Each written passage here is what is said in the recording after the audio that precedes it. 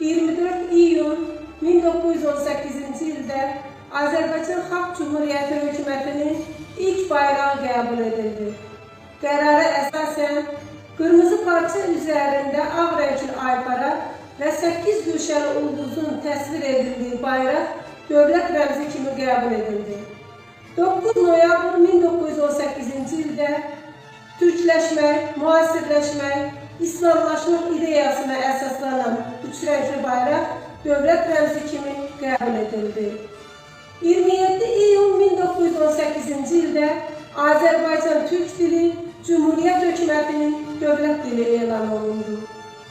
2 iyun 1918-ci ildə Fətəli xan Xoyskinin rəhbərliyi ilə polis orqanlarının yaradılması haqqında qərar verildi. Beləliklə, müstəqil Azərbaycanın polis orqanlarının əsası qoyuldu.